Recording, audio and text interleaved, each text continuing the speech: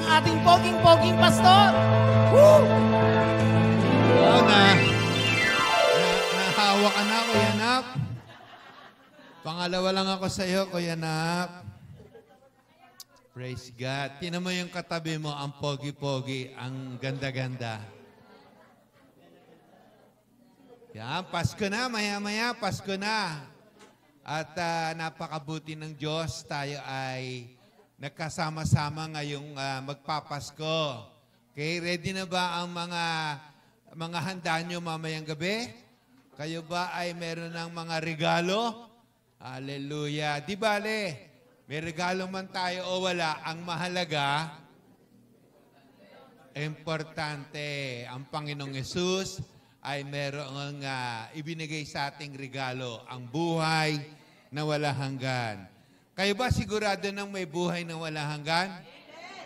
Talagang talaga.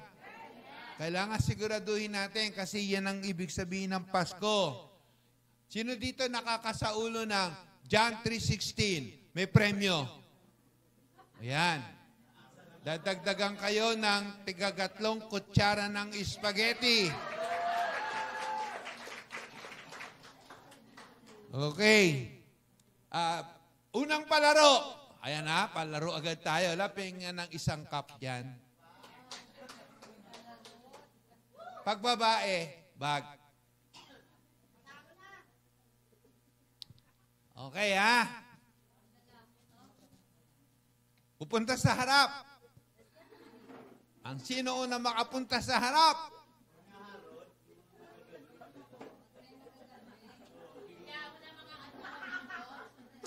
Sino ang may saulong pinakamaraming verse sa Bible? Kahit 2, 3, 4. Bukod sa John 3:16. O, kasama na yon, John 3:16. May premium ka pag lalaki, pag babae, may bag. Bag dyan eh. Who can recite the most Bible verses in the Bible? And you will win a beautiful cup from Mama Cynthia's office, the imported cup from the C&B Sly, United States. Makasaulo ng 3. Ayan, 3. 3 verses. O yan, si Brother Joshua.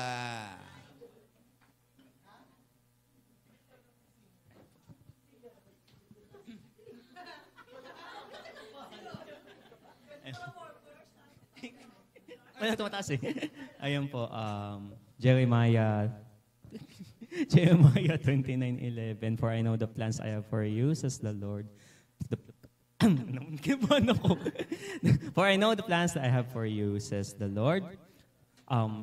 Plans not to harm you, but to give you a hope and a future. And ano po, Matthew 6:33. Seek first the kingdom of God, and all these things shall be added to you. And last one po, John 16. John 3, kasama na po yung pastor. John 3:16, for God so loved the world that He gave His only begotten Son, that whoever believes in Him shall not perish but have everlasting life.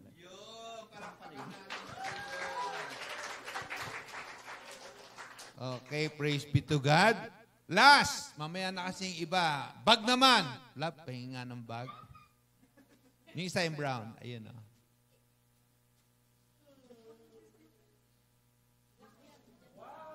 Wow! Pang ano to? Pang shopping na, pang mall pa. Sino makakapagpaliwanag ng John 3:16? Sino makakapagpaliwanag ng John 3:16? Kung lalaki, Kap, sige. Pag babae, Raquel.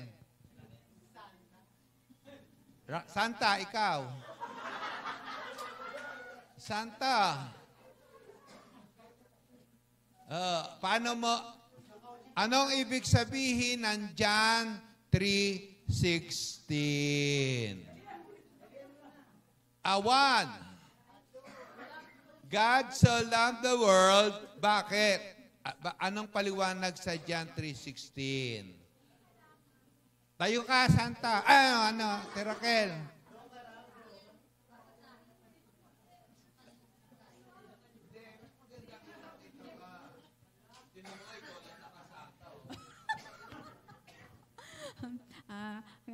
John 3:16, gayon na lamang ang pag-ibig ng Diyos sa sangkatauhan.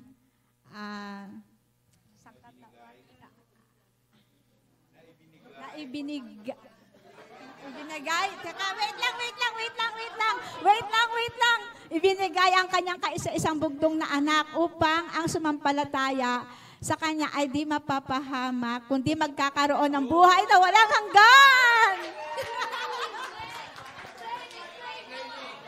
Ay, ano pa? Mateo 6:33. Ay, mapaliwanag ko ba yun? Yung sa ano ko?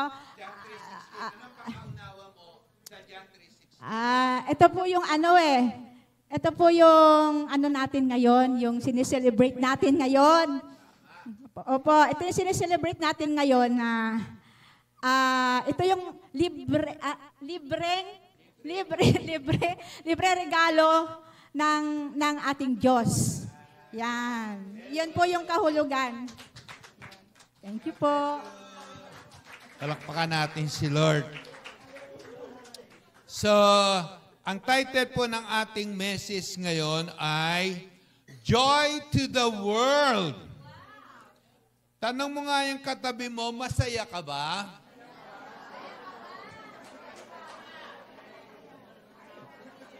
Alam nyo, bawal ang nakasimangot. Kapag ikaw ay anak ng Lord, ikaw ay pwedeng maging masaya araw-araw.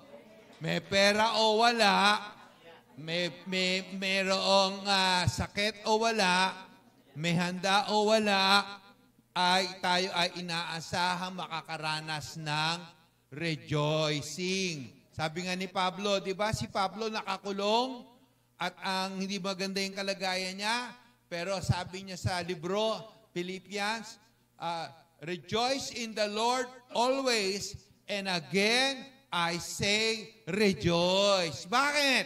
Bakit tayo magre-rejoice? Kasi kasama natin ang Diyos.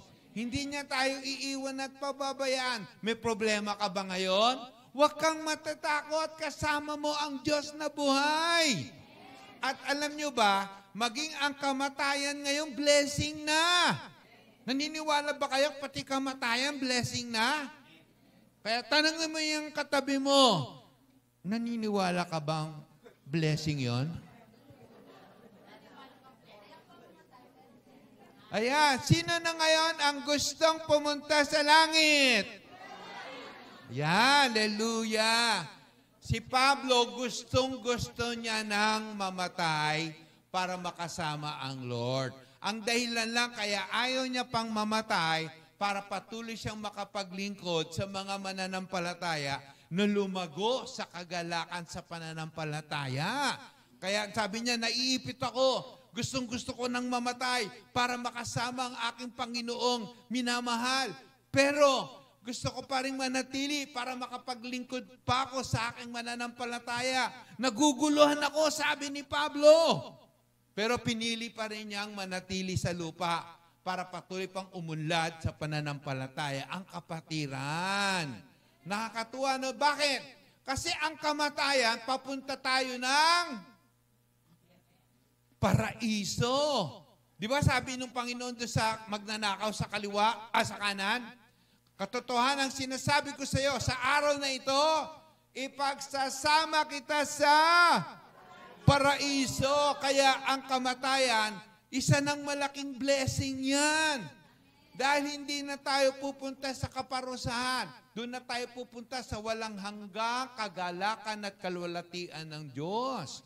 Alam niyo ba kung saan yari ang kalsada doon? Saan gawa ang kalsada doon?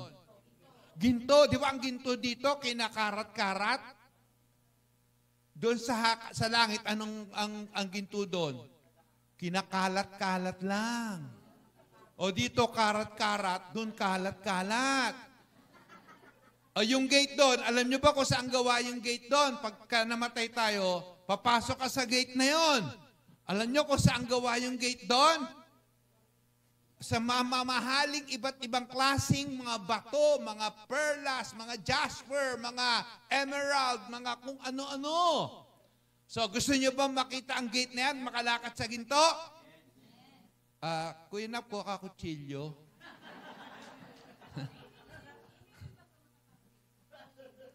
Hindi, para mauna siya sa atin.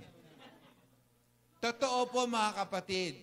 Kaya yung mga nararanasan natin dito, wala sa kalingkingan niya mga problema, sa kagalakang nag-aantay sa atin doon. At alam mo ba, malaki ang bahay mo doon. Meron kang mansion doon. Sabi sa John 14, di ba? Sabi nun, kapag handa ng lahat, susunduin ko kayo.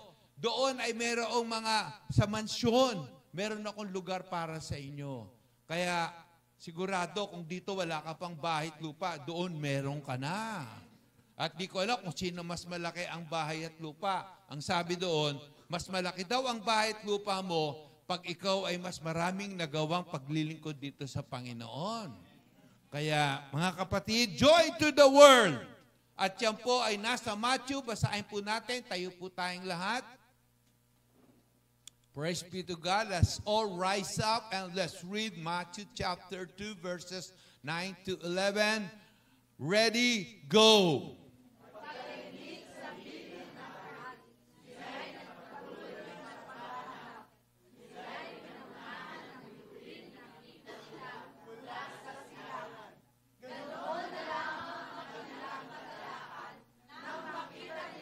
Tumigil ang bituin sa tapat ng kinaroonan ng bata.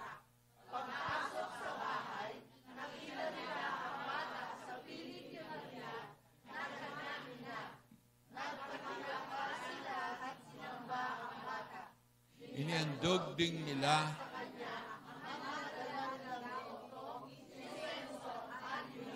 Amen. Bago tayo manalangin, gusto ko ulitin, ang sabi doon ay, ganoon na lamang ang kanilang kagalakan nang makita nilang tumigil ang bituin sa tapat ng kinaroroonan ng bata. Sapagkat ang dahilan kaya naparito ang Panginoong Hesus para magkaroon tayo ng malaking kagalakan. Tayo manalangin. Ama naming Diyos, salamat po. Nagkasama-sama kami sa araw ng iyong maaring pinagtatalunan pa, pero ang mahalaga, sa araw ng iyong kapanganakan. Salamat sa iyong mga anak dito sa San Antonio, dito sa Jejia, San Antonio, lalo na sa mga Kalye Marino, O God. Panginoon, na nagbigay ng oras para magpuri, maghandog ng pasasalamat at pagsamba sa inyo, O God. Sapagkat sa inyo galing ang lahat-lahat ng meron kami ngayon. Nais lang po naming magpasalamat. Wala kaming maibabalik, kundi ang pusong puspos ng pasasalamat sa iyong pagliligtas, sa iyong kabutihan, sa aming lahat, O God. Mangusap po kayo sa amin through your word by the help of the Holy Spirit. We ask all this in the name of the Lord Jesus Christ. Amen and amen. Bakit po dumating ang Panginoong Hesus at siya po ay isinilang at siya po ay nagkatawang tao upang ang madilim na mundo dahil sa napakaraming problema. Hindi ko pa rin makakalimutan yung siner na napakaganda ng siner na mag-inang si Ate Neneng at saka si Ate Grace. Hindi ko talaga makakalimutan. Nabanggit nila sa tindi ng mga pinagdaan ng sitwasyon ay nandoon na sila sa kaisipang magbenta ng baga. Totoo. Hindi baga. Kidney. Kayo naman. Kasi kung baga ang binenta nila, paano na sila makakatayo? Ganyan sila. Ba't ganyan ka tumayo? Kulang ng isang baga. Kasi sabi nila, kahit isa pa lang ang kidney mo, mabubuhay pa. Do you believe, Sister Marlene, that a man can still survive even just having one kidney? We have two kidneys in the body, right? And because of some problems, a family here is contemplating to sell their kidney just for to meet the needs. But praise be to God, it didn't happen. God is good. God intervened and the Lord helped them. Praise be to God. So where were we? Andito tayo. Sa tindi ng mga problema sa mundo, sa dami ng problema, at ang laging number one problema ay, pakitanong nga yung katabi mo, may pera ka ba?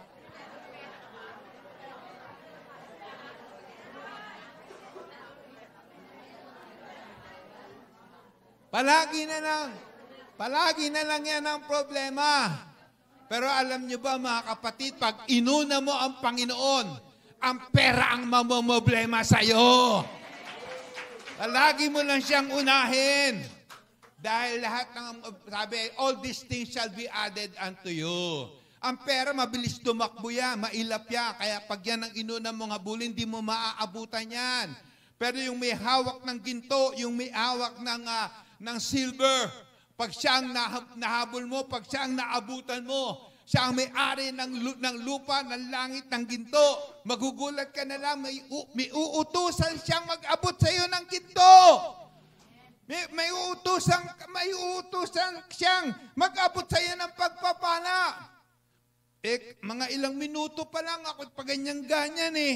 Biglang may kumalabit sa akin, Pastor, pasensya na kayo pag ganyan. Hallelujah! Mga kapatid, magugulat ka, totoo ang pangako ng Diyos. Hindi ka malulugi pag inuna mo ang Panginoon.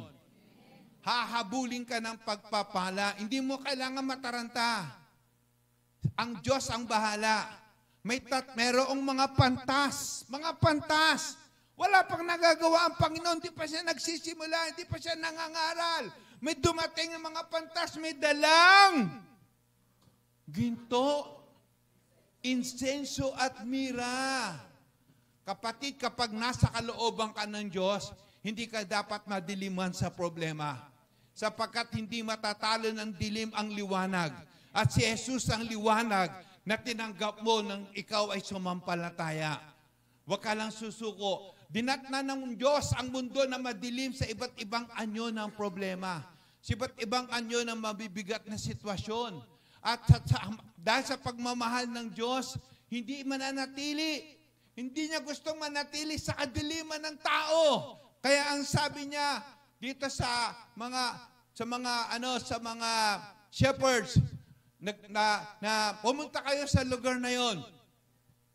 At makikita nyo ang bata, nagmabadali silang puno at natagpuan nila sina Maria sa siyatang sagol na nakahiga sa sabsaban. At ang sabi doon, huwag silang matatakot, pero sinabi sa kanila ng anghel, huwag kayong matakot. Sabi mo sa katabi mo, huwag kang matakot.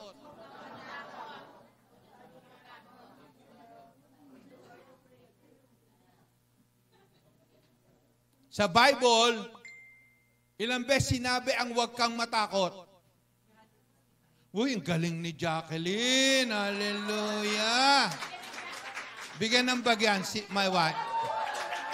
Love, bigyan ng bagyan. Ate, pamalengke.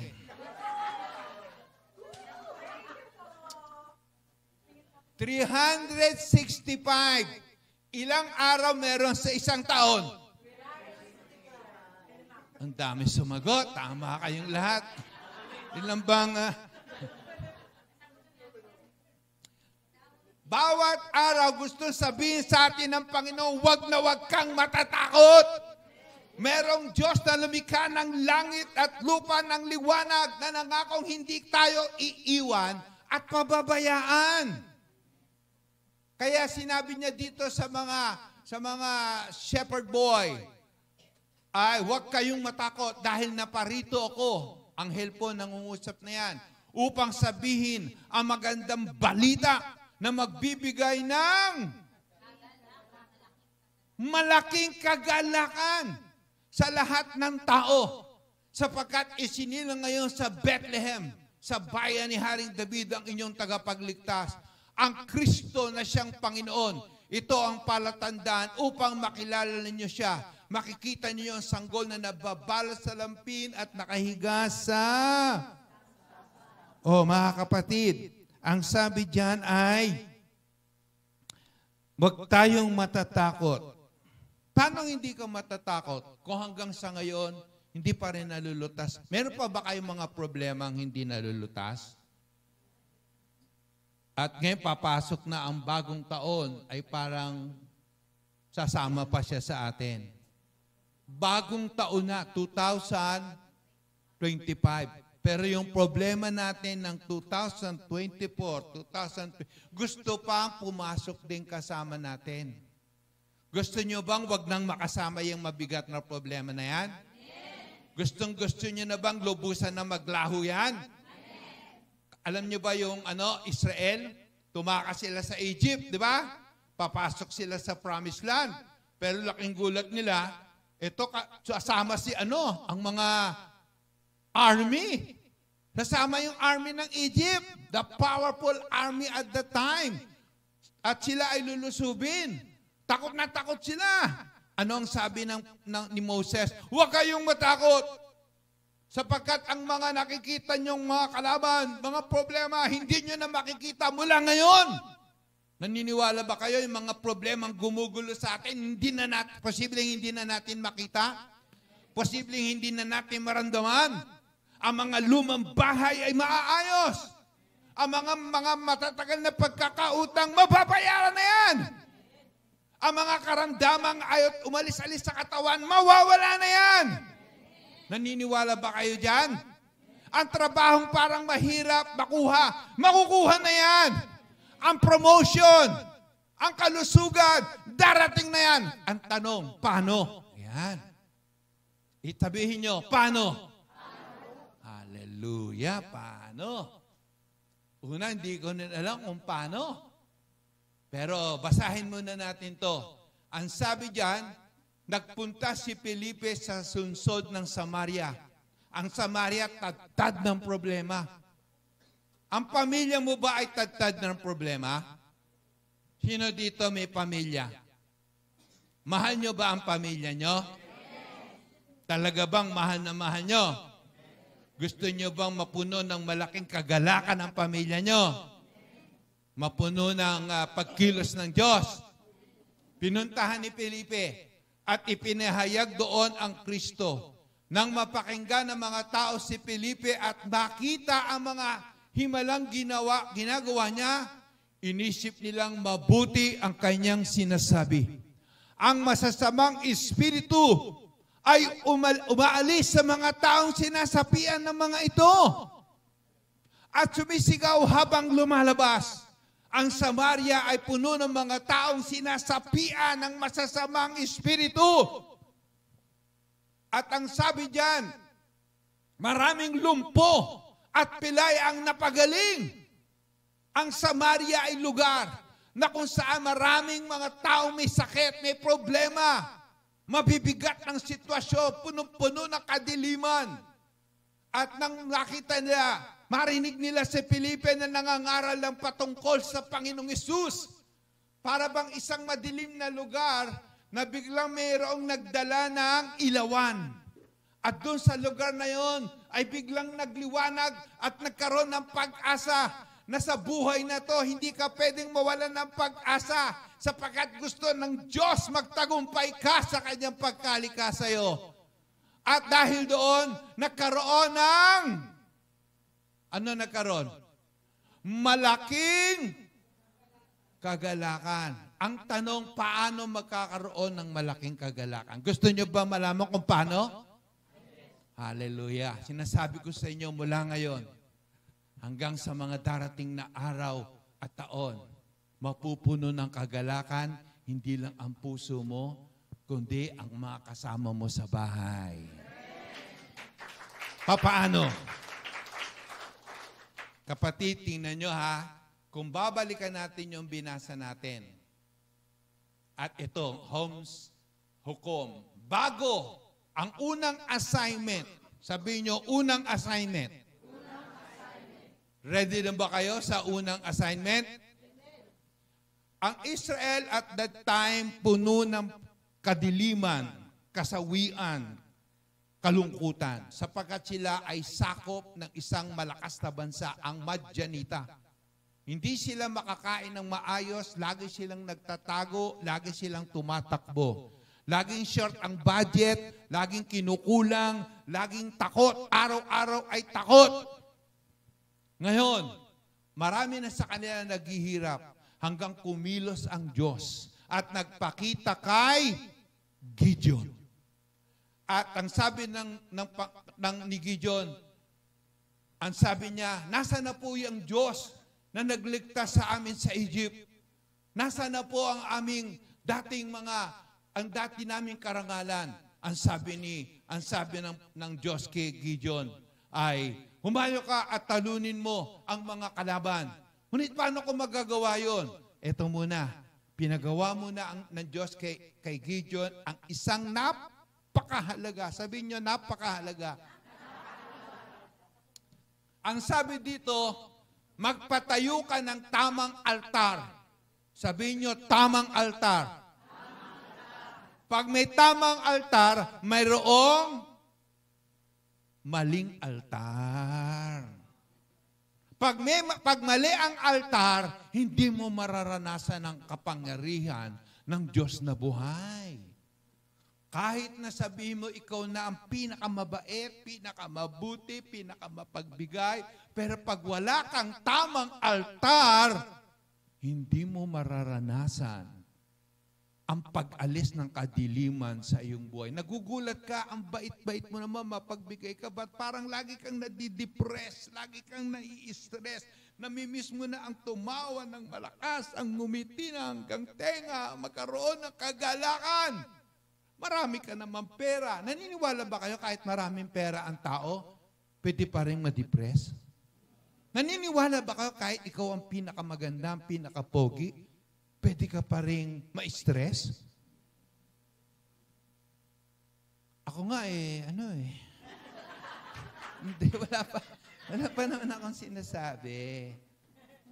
May time, alam nyo, sabi ko, ang palad ko ganda naman ng asawa ko. Ang ganda naman ng anak kong si Sarah, ang pogi ni Joseph, kamukhang kamukha ko, di ba? Ganda naman ng bahay namin. Maayos naman ang pero dumadating pa rin ako sa pagkakataon na depressed ako, stress ako. Talagang hindi maiiwasan sa mundong ibabaw. Posible yan Ngayon, kung ayaw nating magpatuloy at magtagumpay sa halip sa mga ganyang mga pakaramdam, lalo mga problemang matatagal, siguraduhin mong may tama kang altar sa bahay. Ang tawag dito ay family. Bigyan love ng bag. Bigyan ng bag. Last na po itong bag na to. Pasensya na, kulay puti. Hallelujah. Kaya aagapan nyo yung sagot para may premyo kayo. Okay? Yung pinakahuling premyo dyan yun trip to...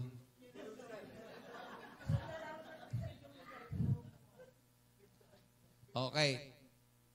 Mga kapatid, gusto kong iwan sa inyo isang napakahalagang challenge. Kayo ba ay may tama ng altar sa bahay? Siguraduhin nyo meron kayong altar sa bahay. Ang tawag sa altar ay family altar o dambana. Sa Pilipinas, marami kang makikita mga bahay na may dambana, di ba? Nasa garden, minsan nasa loob ng bahay. Kailan siguraduhin mo tamang altar. Ngayon, ang unang assignment ng Diyos kay Gideon, bago kumilos ang Diyos, bago maghimala, bago siya makaranas ng pagtatagumpay, siguraduhin muna ni Gideon, gigibain niya yung altar ng tatay niya. Kasi may maling altar ang tatay niya at ang Israel. Hanggat di nagigiba ang maling altar, hindi maitatayo ang tamang altar. At hanggang hindi na itatayo ang tamang altar, imposible ang kagalingan. Imposible ang kasaganaan. Imposible ang mga himala sa ating buhay. Kaya ngayon, ginawa ni Gideon, gabing-gabi, mga 2:00, habang natutulog ang lahat, gumapang siya at ang 12 mga kasama niya sa gabi. At sinira niya yung altar ng tatay niya. Kasi altar ng tatay niya, merong may guya. Nangumunguya-nguya. Guya. Statwa.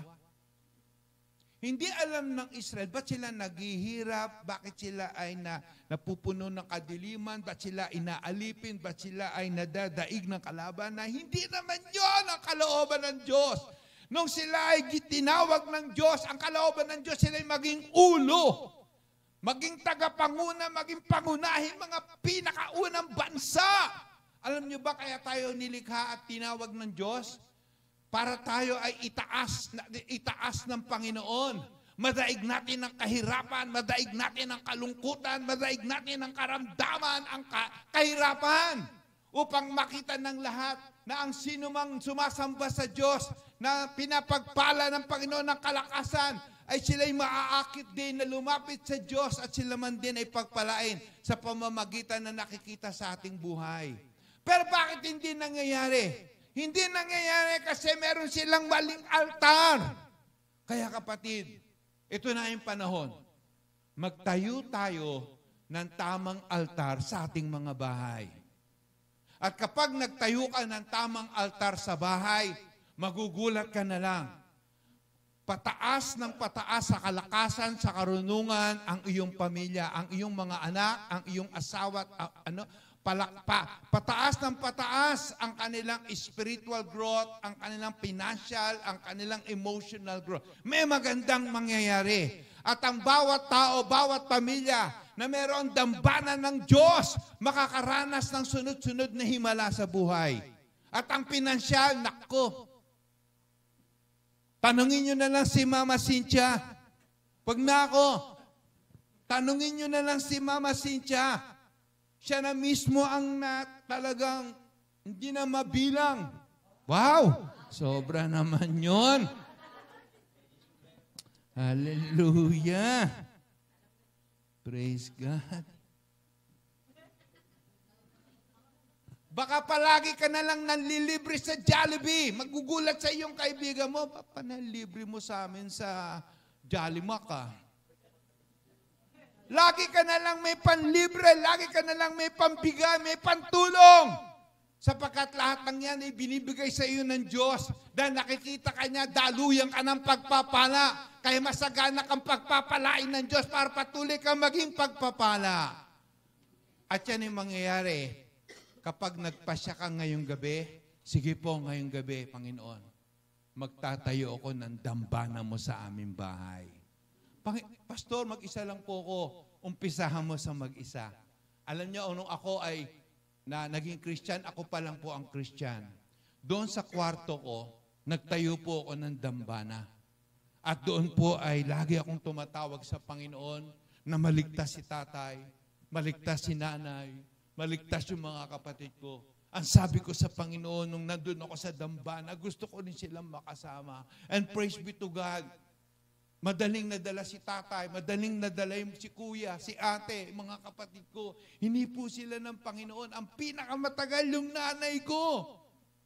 1 buwan, 2 buwan, 3 buwan, ayaw pumigay.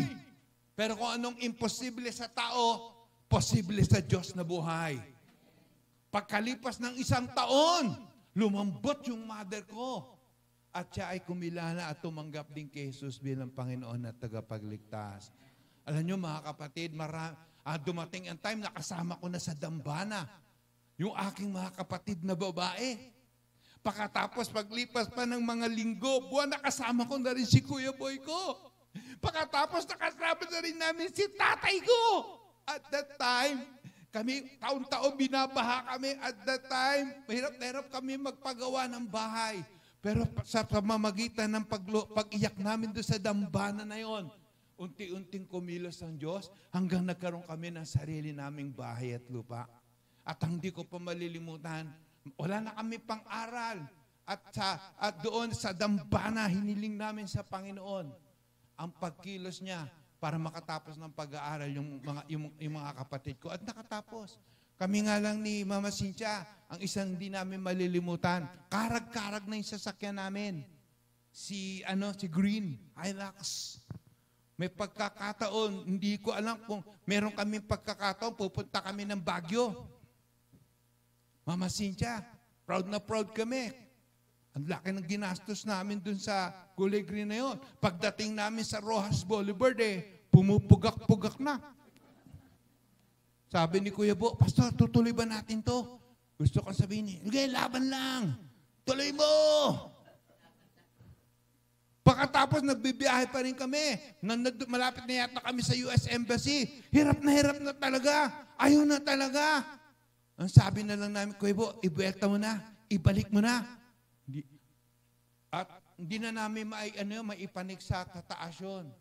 Kapatid, dumako kami sa dambana sa family altar namin. Hiningi namin sa Diyos, kung ano yung kailangan mo, kung ano yung nagpapabigat sa'yo, pumunta ka sa dambana ng Diyos.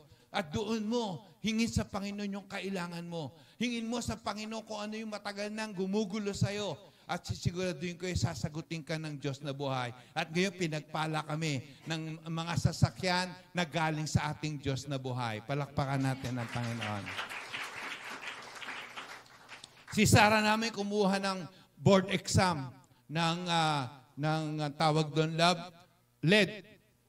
LED. Tapos ay inalagaan namin sa panalangin sa family altar. And praise be to God, nakapasa po si Sarah. Kaya mga kapatid, maraming tagumpay ang mararanasan natin kung tayo ay magkakaroon. Ngayon, sapat na ba ang magkaroon ng family altar? Sapat na po ba yon na mayroon kang dambana ng Diyos sa iyong bahay na lagi mo dapat pinupuntahan? Kapag walang family altar, walang dambana ng Diyos sa ating pamilya, naku mga kapatid, kahit magsimba tayo dito linggo-linggo, kahit maganda ang preaching na maririnig natin dito, kahit mag-imbita tayo ng matitinding mga speaker dito, kahit manggagaling pa sa Amerika at magsasalita dito, kapag wala tayong family altar, pwede pa rin tayong mapahamak. Pwede pa rin magkawatak-watak ang ating pamilya. Pwede pa rin mabigo ang mga pangarap natin. At yung ating mga anak, pwede pa rin mawala. Kasi sa family altar, andoon nagkakaintindihan. Ang ganda na sinare nila Ate Neneng din, no? Hindi niya alam, nagkaliwanagan lang, nung sila ay nandun na sa family altar nila, yung palang yung kunot-noo ba yun Ate Neng? Ha? Yung tingin niya, meron na palang hindi magandang dating sa kanyang mga anak. Hindi niya alam yun, hindi niya sadya yun. Pero dahil nakausap sila sa kanilang family gathering, sa family altar, doon niya nalaman yung mga bagay na hindi niya alam.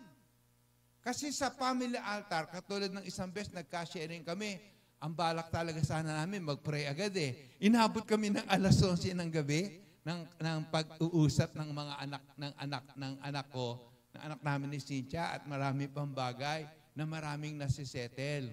Kaya ngayon, ang tanong ay, sapat na ba ang pagkakaroon ng family altar? Napakahalaga nito mga kapatid. Hindi tayo lalago, hindi tayo palaging magtatagumpay sa pamamagitan lang ng pagdalo, ng pakikinig dito. Siguraduhin mo, meron kang dambana ng Diyos.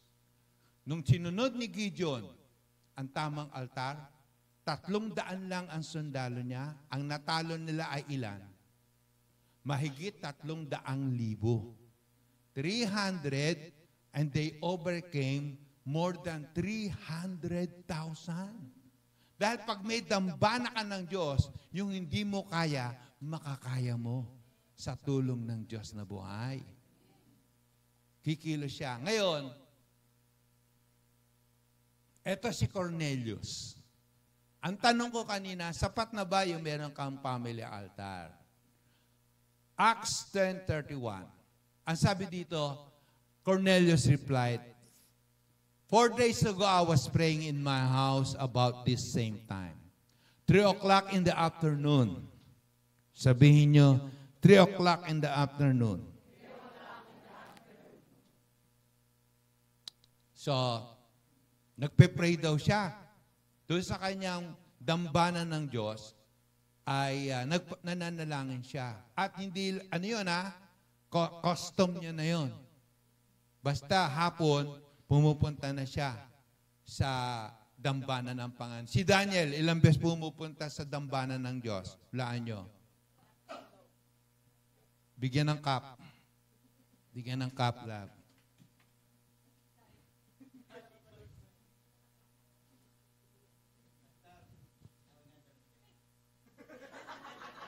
Bigyan ng salakot.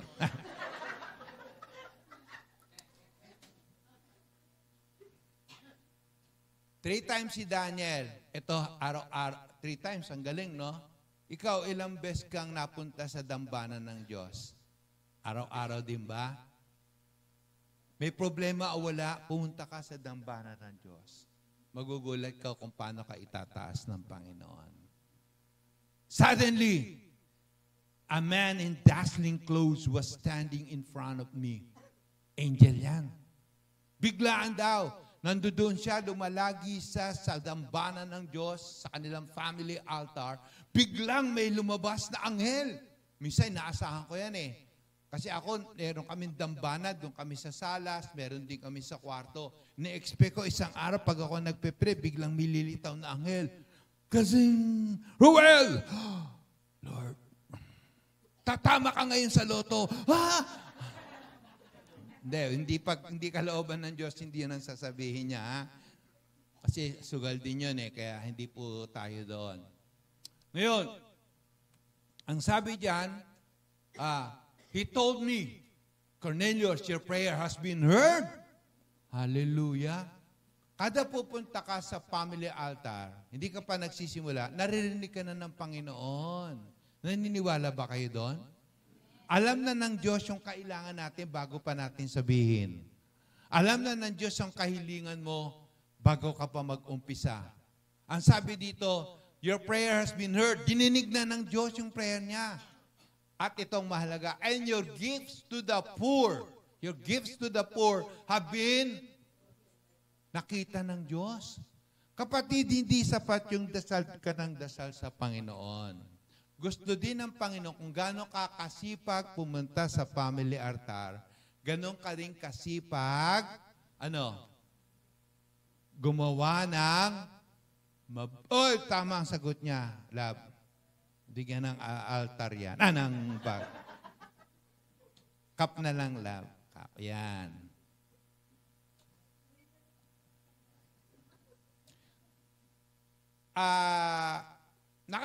Meron kasing, pwede kasi tayong magkamali dito. Pwede nating sabihin, dasal naman ako ng dasal sa Panginoon. Simba naman ako ng simba. Ba't parang mailap sa akin ng blessing? May time ba nararanasan nyo yun? Dasal naman ako ng dasal. Sisimba naman ako. Bakit parang sarado ang langit sa akin? Baka naman, andun ka pa rin sa position ng ikaw palagi yung tanggap ng tanggap. Dapat dumating ka na sa mas mataas na level na ikaw naman yung nagbibigay. Pastor, wala nga ako may bibigay. Ano yung ibibigay ko? Kung ano yung makakaya mo. Huwag mong iisipin na ikaw ay sasagana sa pamamagitan ng tanggap ka ng tanggap ng tanggap. Alam nyo, kaya tinawag na Dead Sea. Di ba sa Bible may Dead Sea? Kasi yung Dead Sea, kaya siya Dead Sea, tanggap lang siya ng tanggap.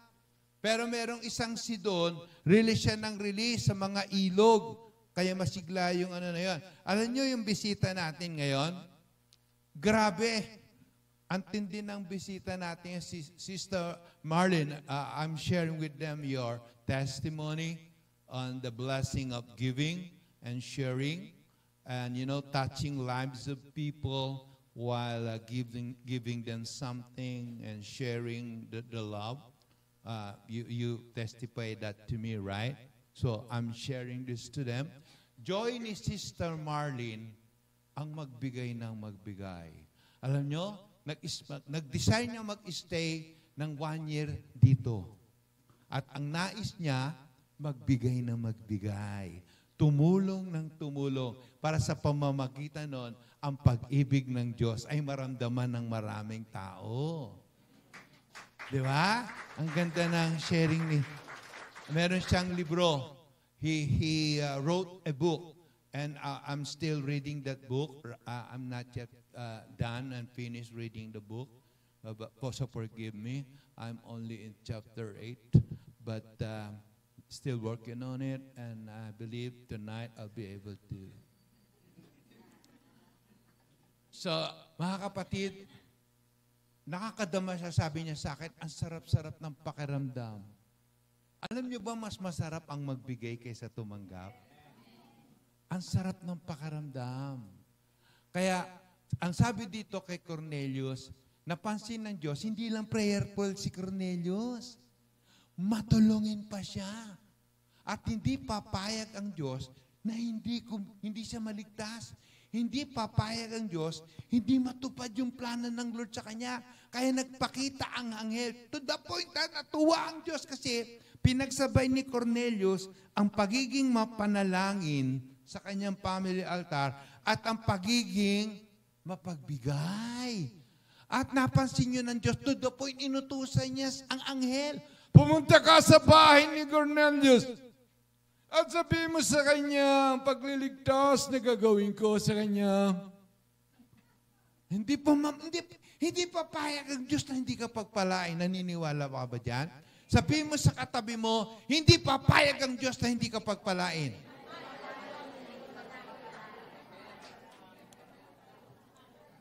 Ang ganda-ganda na ng dambana ng Diyos sa'yo. Ang ganda-ganda pa ng puso mo. Tulong ka ng tulong.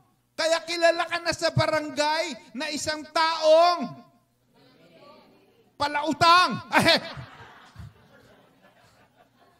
Saan pa magandang makilala? Palatulong o palautang?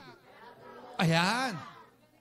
Kasi yung mga palatulong, hindi ka pa nakakalapit, nagtatakbuhan na palapit sa'yo para kang si Mayor. Mayor, dito, Mayor ba? Ano ba kayo? Tabi kayo! Dito na kayo umupo, Mayor. Mayor na agad ang tawag eh. Para yung mga taong palahingi. Eto na naman. Pare, una na ako, pare, ha? Pare. Kaya pagdating mo, walang tao. Kasi yung mga tao. Mga kapatid, napansin ng Diyos, hindi lang mapanalanginin si Cornelius. Mayaman din siya sa mabubuting gawa. Kaya hindi pumayag ang Diyos na hindi siya maliligtas. To the point, inutusan niya ang anghel. At sinabi sa kanya, ang paraan ng kaligtasan. Sabi kay Cornelius, nagpakita ang anghel sa'yo. Utusan mo, mag-utos ka at ipasundo mo si Pedro. At pagdating nga ni Pedro doon, nangangaral si Pedro, tinipon ni Cornelius ang buo niyang pamilya. At di pa natatapos magpahayag si Pedro, napuspos ng Holy Spirit ang bawat miyembro ng kanyang mga mahal sa buhay. At napuno ng kagalakan ng buong pamilya niya. Kaya kapatid, iniiwan ko sa inyo ang challenge na ito. Magtayo ka ng tamang altar at magpakayaman ka sa mabuting gawa. Paano mabuting gawa? Hindi mo kailangan magbigay ng malaking pera. Kung ano na yung pwede mong makakayanang ibigay mo. Diba? At makakaramdam ka ng malaking kagalakan na gustong-gusto ng Panginoon. At alam nyo, kapag ginawa mo to, matutupad ang 1 John 5. Dito na po tayo magtatapos. Basahin po natin na malakas. Ready, go.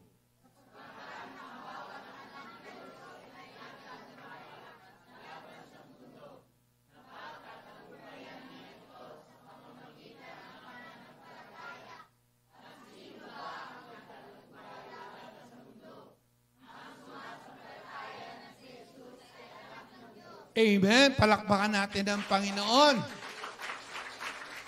Kapag ikaw ay may dambana ng Diyos at matapat mong dagi kang lumalagi dyan, lalago ang iyong pananampalataya. At kapag lumago ang iyong pananampalataya, walang makakatalo sa iyo. Walang makakagiba sa iyo at walang problemang makakapigil sa iyo. Ikaw ay magiging mananagumpay sa lupang ibabaw sa bawat area ng buhay at araw-araw pwede kang makadama ng kagalakan. Oo, makakadama ka ng kalungkutan pero hindi yan mananalo sa iyo. Ang mananaig pa rin ay ang kagalakan ng Diyos na buhay. Sapagkat sa dambana ng Diyos, ando doon ang lahat ng kalakasan, karunungan at kalakasan. Dahil kinokonekta mo ikaw at pamilya mo diretso sa trono ng biyaya ng Diyos na buhay. Kaya mga kapatid, dumating ang Panginoon para malaman natin kung paano magkakaroon ng malaking kagalakan. Kaya mga kapatid, ang joy to the world ay posible na maghari sa puso ng bawat isa at sa ating pamilya. Tumayo po tayo at awitan natin ang Panginoon. Joy to the world!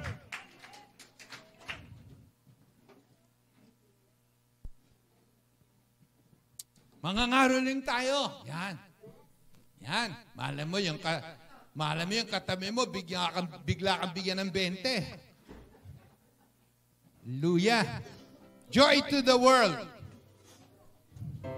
Hello. Saan?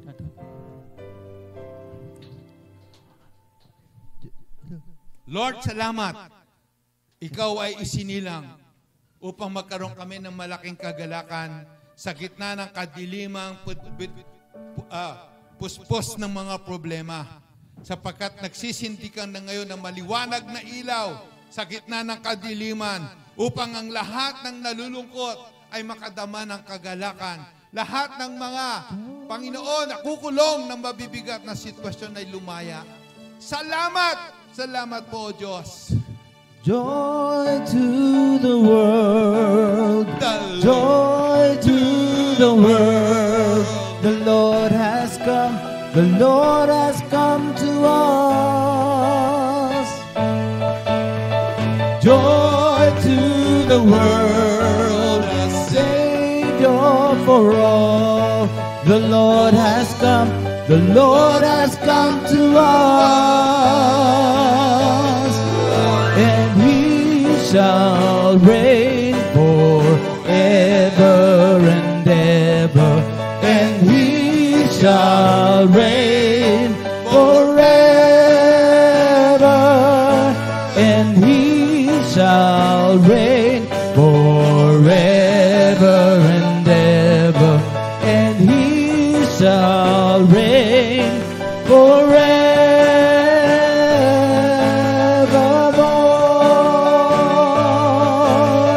Joy to the world. Lord, joy to the world. Joy to the world. Hallelujah. The Lord has come. The Lord has come to us. Joy to the world, a Savior for all. The Lord has come, the Lord has come to us. Woo! Joy to the world. Joy to the world. Joy to the world. The Lord has come, the Lord has come to us. Joy to the world, a Savior for all. The Lord has come, the Lord has come to us.